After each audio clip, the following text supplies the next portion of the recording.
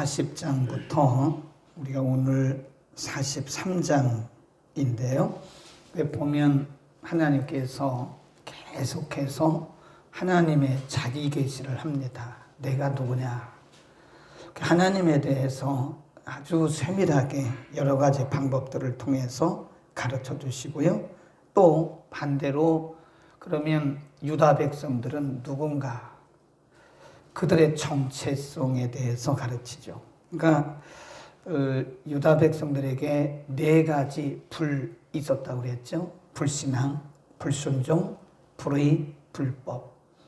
그러니까 하나님이 보실 때 이들이 왜 불신앙에 빠졌는가, 왜 불순종했는가, 그것을 하나님은 아시죠. 그러니까 하나님이 보실 때 유다 백성들이 하나님에 대한 믿음이 없고 또 순종하지 못하고 불의와 불법을 행하게 되는 것은 하나님에 대한 지식이 결여되어 있기 때문이다. 그러니까 하나님이 누구신지를 모르기 때문에 하나님을 신앙하지 못하고 또 우상을 숭배하게 된 것이다.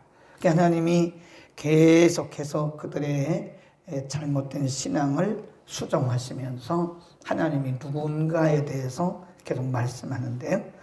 오늘 본문에는 먼저 그들의 옛날의 모습이 어떠했나, 이스라엘의 이전 모습 22절. 그러나 이렇게 시작해요. 그러나 야곱아 너는 나를 부르지 아니하였고 이스라엘아 너는 나를 괴로워하였다. 괴로워했단 말이 그 말이죠. 불신앙, 불순종, 불의, 불법, 하나님을 떠났다. 23절에 보면 내 번제의 양을 내게로 가져오지 아니하였고 내 제물로 나를 공경하지 아니하였다. 무슨 말씀일까? 이 사람들이 제사를 안 드렸나요? 제사 드렸어요. 제물을 안 가져왔나요? 제물 드렸습니다. 그런데 하나님은 말씀하기를 너는 나를 부르지 아니하였고 너는 나를 괴롭게 했고 23절에 내 번제의 양을 내게로 가져오지 아니했다. 내 제물로 나를 섬기지 아니했다. 할 거 다 했는데 왜 하나님 안 하셨다 그럴까요? 유다 백성들이 안식일 안 지켰나요? 안식일 철저하게 지켰어요. 이 사람들이 무슨 제물, 번제 안 드렸나요? 번제 드렸어요. 근데 하나님 말씀하기를 안 드렸다고 말씀하는 거예요. 왜 그럴까요? 모양만 남았기 때문에요. 중심은 이미 다 떠났어요. 그들의 중심은 하나님을 떠난 지가 오래됐습니다. 그리고 형식적으로 드리는 거예요. 그걸 하나님 뭐라고 그래요? 나를 괴롭게 했다. 하나님 그렇게 말씀하시는 거예요. 그 다음에 24절 보면 또 이렇게 말씀해요. 너는 나를 위하여 돈으로 향품을 사지 아니하며 희생의 기름으로 나를 흡족해 아니하고 내 죄짐으로 나를 수고롭게 하며 내 죄악으로 나를 괴롭게 했다. 이 괴롭게 했다는 말을 2번 합니다. 너는 나를 괴롭게. 이 말은 반대로 유다 백성들이 하나님을 온전히 따르지 않은 것이고 또 하나님이 괴로워했단 말은 그들의 한 그런 헛수고 형식만 남아있는 그런 모습들이 오히려 하나님을 괴롭게 했다. 그런 말씀입니다. 이전의 모습이 이래요. 그러니까 하나님과는 관계가 없는 거죠. 여러분 믿음이라고 하는 것은 신앙생활이라고 하는 것은 하나님과의 인격적 만남입니다. 인격적 만남이에요. 하나님은 살아계신 분이잖아요. 아멘. 하나님은 우상이 아니잖아요. 우상과는 인격적 교제가 없습니다. 일방적이죠. 왜냐하면 우상은 인격이 없어요. 생명도 없어요. 그러니까 내 쪽에서 인간 쪽에서 일반적인 거예요. 그냥 우상 숭배는. 근데 하나님과의 교제는 인격적이신 하나님과 인격인 우리와 인격적인 관계입니다. 이게 굉장히 중요한 거예요. 예배도 인격적인 관계입니다. 그러니까 유다 백성들이 하나님 앞에 아무리 제물 드리고 아무리 안식을 지켰어도 인격적인 교제가 없었다는 거예요. 그들의 중심을 다하지 않았다는 겁니다. 그러니까 하나님이 우리와 원하시는 것은 많은 어떤 사역보다 더 중요한 게요. 하나님이 우리에게 원하시는 것은 하나님과의 만남이에요. 기도도 마찬가지죠. 우리가 일방적으로 하는 기도는요, 그냥 나의 요구만 그냥 넋두리처럼 그냥 하나님 앞에 그냥 드리는 거예요. 그러나 진짜 기도는 하나님과의 사귐입니다. 사귐. 여러분 생각해 보세요. 교제라고 하는 것은요, 상대방의 권위를 인정하지 않으면 교제가 이루어지지 않습니다. 상대방이 누군지 모르는데 어떻게 교제가 되겠습니까? 응? 그러니까 우리가 상대방을 무시하면 교제는 이루어지지 않아요. 그래요, 안 그래요? 상대방을 무시하는데 무슨 교제가 이루어요? 그거는 갑질이에요, 갑질. 갑과 을의 관계에서 갑질하는 거, 상대방을 무시하는 거는 그 갑질하는 거예요. 그건 교제가 아닙니다. 하나님과의 교제는 하나님을 인정할 때, 하나님의 말씀의 권위를 인정할 때 드디어 그게 진정한 교제가 되는 거다. 유다 백성들은 교제가 아니었어요. 일방적으로 자기 우상 숭배하듯이 인격적인 하나님과의 만남이 없던 거다. 아멘. 우리는 말씀을 통해서도요, 하나님과의 만남이에요. 우리가 개인적으로 말씀을 묵상하는 것도 그냥 이게 성경 페이지를 넘어가는 것은 아무런 의미가 없어요. 우리가 단 한 장을 읽어도 한 장 속에서 하나님을 만나고 그분과 인격적인 교제가 이루어져야 돼요. 우리가 단 5분을 기도를 하더라도 그분의 권위를 인정하고 그분과 만남이 있을 때 그게 진정한 교제다. 아니면 일방적인 우리의 요구를 드리는 것뿐이다. 여러분 오늘 주일인데 정말 산 예배를 한번 드려보자고요. 산 예배. 하나님의 권위를 인정하고, 그렇죠. 하나님의 권위를 인정해드리고 말씀의 권위를 인정하고, 그리고 인격 대 인격이 만나는 그 인카운팅이 이루어져야 돼요. 하나님과의 인카운팅. 이것이 없는 유다 백성들에게 하나님이 이렇게 또 말씀하세요. 14절. 이제 하나님에 대해서 하나님이 또 다시 말씀하세요. 14절 시작. 너희의 구속자요 이스라엘의 거룩한 자 여호와. 그럽니다. 하나님이 유다 백성들에게 말씀하실 때는요, 그 앞에 반드시 하나님에 대한 어떤 묘사가 있어요. 나는 누구다. 누구 하나님이 이렇게 말씀하노라. 왜 그럴까요? 말씀의 권위 때문에 그런 거예요. 말씀의 권위. 말씀의 권위를 유다 백성들이 무시한 겁니다. 하나님을 떠났다는 것은 하나님의 인격적인 하나님의 권위를 무시한 거고요. 하나님의 말씀의 권위를 무시했기 때문에 그런 겁니다. 그래서 하나님 말씀하기를 내가 이렇게 말하노라 하기 전에 하나님이 누군가를 말씀하십니다. 너희의 구속자요 이스라엘의 거룩한 자 여호와가 뭐하노라 말하노라. 하나님이 말씀하시는데 그 말씀이 그냥 허튼 소리가 아니라 너희를 구원하시고 너희의 거룩한 그분, 그 하나님이 말씀한다. 그 다음에 15절 시작. 나는 여호와 너희의 거룩한 자요 이스라엘의 창조자요 너희 뭐라 그래요? 왕이다. 그러잖아요. 이거 굉장히 중요한 거예요, 여러분. 40장부터 하나님이 한 장도 빠짐없이 계속 자기 계시를 하십니다. 40장, 41장, 42장, 43장 앞으로도 계속 하나님은 자기 계시를 하세요. 굉장히 중요한 거예요.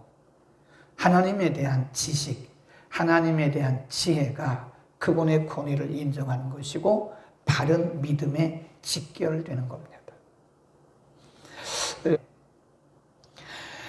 하나님이 그들에게 말씀하기를 분명하게 나는 여호와다. 너희의 거룩한 자요 이스라엘의 창조자요 너희의 왕이다.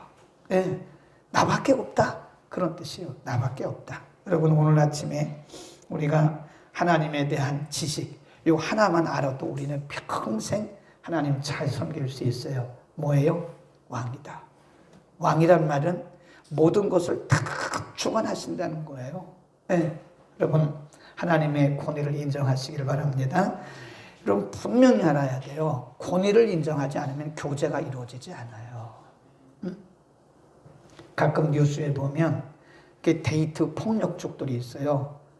그것은 상대 이성을, 여성이나 남성을 그냥 어떤 성적인 대상으로 생각하는 거지 그걸 어떤 이 관계로 보는 게 아니에요. 그러니까 폭력하잖아요. 그건 진정한 데이트가 아니에요. 진정한 펠로십이 아닙니다. 그거는요. 그냥 이성으로만 생각하는 거지 인격으로 대하는 게 아닙니다. 그러니까 상대의 권위를 인정할 때 진정한 교제가 이루어진다. 하나님이 누구신가를 우리가 인정하고 믿을 때 하나님과의 바른 믿음의 관계가 이루어지는 거다. 아멘. 부모의 권위를 인정하면 부모를 높입니다. 네. 부모의 권위를 무시하면요, 이게 부모와 자녀의 관계가 형성될 수가 없습니다. 그냥 단지 이렇게 용돈 몇 푼 드리는 거, 그것도 뭐 다행이긴 하지만 그거 다라고 생각하는 거예요. 그러나 부모의 권위를 정말 하나님의 대리자다. 부모는 하나님의 대리자다. 그렇게 권위를 인정한다면 부모 앞에 무릎 꿇죠. 항복하죠. 순종하죠. 그러나 권위를 인정하지 않을 때는 그게 그렇게 부모와 자녀의 관계가 형성될 수가 없는 거다. 하나님은 우리의 왕이신 것을 믿기를 축원합니다. 그 왕이 왜 하나님이 이렇게 유다 백성들에게 나는 너희를 창조한 자요, 너희를 구속한 자요, 너희의 왕이요 여호와라고 말씀했는가? 이게 여호와란 말은요, 우리가 늘 그냥 여호와 들어서 그렇지 히브리 말에 야훼입니다. 야훼. 그래서 이 히브리 사람들은요, 원래 자음 모음 그래서 하나의 글자가 우리 한글하고 똑같아요. 모양이 틀리고 발음이 틀려서 그렇지 문자의 형성이 우리말하고 아주 같습니다. 그래서 자음 모음에서 예호와 이렇게 발음해야 되는데 하나님의 이름이 너무 위대하고 거룩하시기 때문에 이 사람들이 쓸 때는요, 모음을 다 빼버려요. 지금도 히브리 성경에 보면 모음이 없어요. 그때도 없어요. 왜 그러냐? 하나님의 위대하심 때문에 감히 사람과 비교할 수 없다. 그래서 그 발음을 하니까 야훼가 돼. 야훼. 야훼는 유일하신 하나님, 창조주 하나님, 그런 뜻이에요. 근데 그 하나님이 이들에게 뭐라고 말씀하시나 보세요.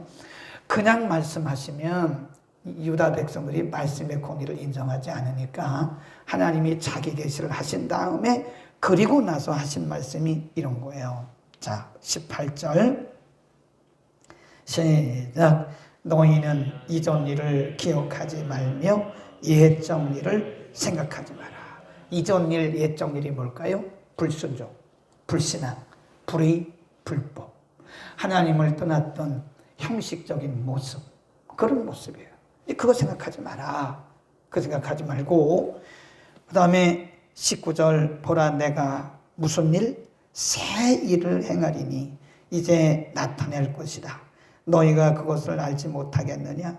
정령이 내가 광야의 길, 사막의 강을 낼 것이다. 이건 무슨 말씀이냐면 도무지 불가능한 일들을 내가 너희 앞에서 행할 것이다. 그래서 광야의 길을 내고 사막의 강을 낼 것이다. 그럽니다. 이것이 새 일이라고 해요. 새 일. 내가 너희 앞에 새 일을 행할 것이다. 너희는 과거의 일을 생각하지 마라. 이처럼 한번 생각해 보세요. 참 인간적으로 보면, 이 법적으로 보면 유다 백성들 불순종했죠. 하나님 엉터리로 섬겼죠. 불신앙, 불의, 불법 행했죠. 이건 뭐 가차없이 하나님의 진노받고 징계받아야 돼요. 물론 그래서 70년 동안 바벨론에서 포로 생활했어요. 근데 그거로 끝나는 게 아니에요. 하나님 말씀하기를 그런 거 생각하지 마. 내가 새 일을 행할게. 그러니까 하나님 좋으신 분이에요. 아멘. 우리의 과거를 가지고 하나님이 우리를 평가하신다면 저부터 하나님 앞에 설 수가 없습니다. 과거를 가지고 우리를 평가하시고 과거를 다시 되짚어서 우리와 관계하신다면 우리 가운데 한 사람도 그분 앞에 설 자가 없어요. 근데 하나님 말씀하기를 옛적 일을 생각하지 마. 이전 일을 기억하지도 말어. 내가 새 일을 행할 것이다. 아멘. 하나님이 그래서 좋으신 분입니다. 얼마나 하나님이 좋으신 분인지 몰라요. 그러니까 심지어는 하나님이 광야의 길을 어떻게 냅니까? 사막의 강을 어떻게 냅니까? 있을 수 없는 일이죠. 근데 하나님께서 새로운 일, 그렇게 광야의 길과 사막의 강 같은 그런 새로운 일을 하나님이 행하시겠다. 아멘. 저는 그렇게 믿습니다. 하나님은 날마다 우리에게 새 일을 행하시는 분이에요. 그러니까 여러분, 믿음은 오늘이 중요한 거예요. 항상. 어떤 분들은 과거에 매여 있는 분 계세요. 과거에. 내가 과거에 이렇게 믿었. 그거 생각하지 마세요, 여러분. 그건 지난 거예요. 생각하지도 말라 그러잖아요. 그래서 과거에 잘했던 건 물론 좋죠. 참 귀한 거죠. 그런데 과거에 아무리 그랬어도 지금 내가 하나님과 살아있는 인격적 관계를 맺지 못하면 그건 죽은 신앙이에요. 그건 죽어있는 신앙입니다. 산 신앙은 지금이 중요해요. 지금 여기서 내가 하나님과 그런 인격적 관계를 갖고 있느냐, 이거 문제입니다. 가끔 보면 내가 왕년에 얘기하지 마세요. 그 지나간 얘기 하지 마세요. 왕년에 그래봐도 내가 뭐 이랬었다고. 그 뭐 왕년에 뭐 그게 뭐 이렇게. 응? 지금이 중요해. 지금 내가 하나님과 인격적인 관계를 가지고 내가 지금 산 믿음을 가지고 있느냐, 이게 중요한 겁니다. 아멘. 우리는 지금 새 일을 행하실 하나님을 보시고요. 이제 마지막으로, 그러면 하나님께서 정말 중요한 말씀 하나를 딱 숨겨 놓으셨어요. 불순종, 불신앙, 불순종, 불의, 불법 때문에 형편없이 하나님을 떠난 유다 백성들을 하나님 다시 부르시고, 나는 너희의 왕이라고 말씀하시고, 이전 일, 옛날 일 생각하지 말라고 말씀하시고, 내가 새 일을 행하겠다고 약속하신, 그러면 무조건적으로 과거를 용서하시고 새롭게 하시는 하나님의 의도가 있다는 거예요. 여러분, 우리는 성경을 볼 때 항상 이런 부분을 봐야 됩니다. 이걸 모르면 우리는 또다시 옛날로 돌아가게 되는 거예요. 하나님이 행하시는 일에는요, 반드시 그분의 의도와 목적이 있습니다. 그래서 성경을 볼 때는 이런 부분을 잘 보셔야 돼요. 하나님이 왜 하나님께 용서받지 못할 유다 백성들을 용서하시고 그들에게 새 일을 행하시고 그들의 왕이라고 말씀하셨을까? 부끄럽지 않겠어요? 아유, 저 사람들이 내 자식이야? 인간 같으면 부끄럽지요. 아유, 저것들이 내 자식이야?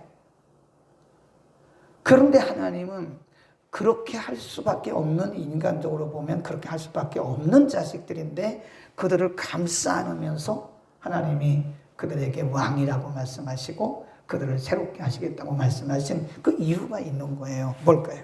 거기에 보면 하나님이 이렇게 말씀을 하십니다.